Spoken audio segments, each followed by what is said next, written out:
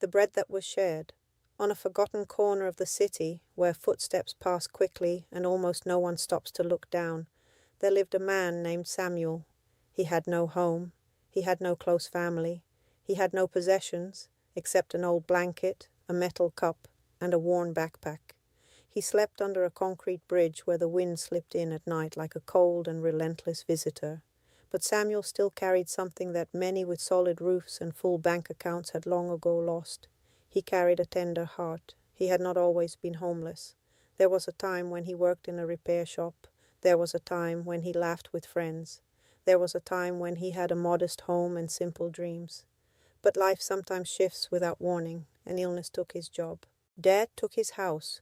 Pride distanced him from those who might have helped him. And slowly, without fully realizing it, he found himself living on the streets.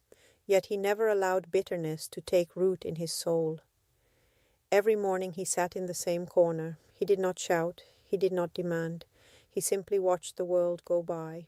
He observed elegant suits, glowing phones, hurried eyes that avoided his own. Some days he received a coin, some days nothing at all. But that morning was different. It was winter.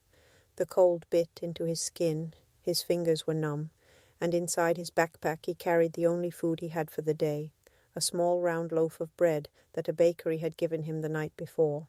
To him that bread was treasure. He sat down in his usual place. He carefully took it out. He held it in his hands as if holding something sacred. The simple smell of flour and yeast reminded him of better days. He was about to take his first bite when he heard a dry cough behind him. He turned slowly. A few steps away, leaning against the wall, sat another man, younger, much thinner. His cheeks were hollow, his eyes were dim. What his face showed was not just hunger. It was exhaustion. It was defeat. His hands were trembling. Samuel looked at him in silence. The bread suddenly felt heavier in his hands. He could ignore him. He could pretend not to see. He could tell himself that he needed to survive too. And it would have been true. He was hungry as well. He had gone entire days without food before. But when their eyes met, something deep happened. There was no demand in the younger man's gaze. There was only need. And inside Samuel's heart, a quiet battle began. Fear whispered that tomorrow might bring nothing. Instinct told him to protect what little he had. But love, that simple love that does not make noise, began to speak louder. Samuel took a deep breath. He stood up slowly. He walked toward the man. He sat beside him without saying a word. He broke the bread in two, and he handed him half. The man looked at him as if he could not believe it, as if this small act shattered the invisible rules of a world where those who have little must cling to everything. His lips trembled. "Thank you," he whispered with a broken voice. Samuel simply nodded. And they began to eat together. It was not a feast. It was not abundance. It was dry bread under a cold bridge. But there was something different about that moment. There was dignity. There was humanity. There was real love. As they ate, the younger man began to cry. "I thought I didn't matter to anyone anymore," he said quietly. Samuel looked at him with tenderness. "You always matter," he answered. Those words warmed more than the bread. We often believe that wealth is about accumulating, about storing, about protecting. But that morning, beneath a forgotten bridge, two men proved something greater than any fortune. True wealth is not measured by what you possess. It is measured by what you are willing to give. Hours later, a woman who had been passing by in her car had witnessed the scene from a distance. She did not hear their words. She did not know their stories. She simply saw a man who appeared to have nothing share the only thing he had. And something inside her shifted. She returned with hot coffee, with blankets, with food. But the most beautiful part was not the help that followed. The most beautiful part was that Samuel had not shared expecting a reward. He did not do it to be seen. He did not do it to receive something in return. He did it because his heart did not know how to close itself. And this is where the story becomes yours. Maybe today you do not have abundance.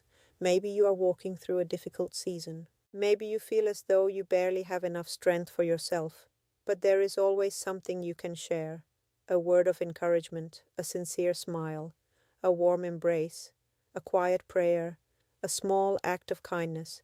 Never underestimate the power of little when it is given with love.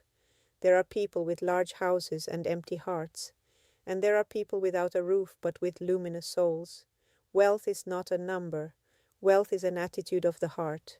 If you have ever felt that your contribution is too small, remember that loaf of bread broken in two. That bread fed two bodies, but it also ignited hope and awakened compassion in someone else. Real love multiplies when it is shared. Today, I want to embrace you through these words. If you are the one who has little, do not lose your generosity. If you are the one in need, do not lose hope. If the world feels cold, become the warmth someone else is longing for. Wealth is measured by what you give, not by what you accumulate, not by what you display, not by what you guard out of fear. It is measured by your ability to love even when it costs you something. May your heart never grow indifferent. May fear never close your hands. May pain never extinguish your light. Thank you for staying until the end. Thank you for allowing these stories to embrace your soul. If this story touched your heart, share it with someone who needs to hear it today. Subscribe and help me grow this beautiful community of faith and hope. May you never lack bread, and may you never lack a heart willing to share it.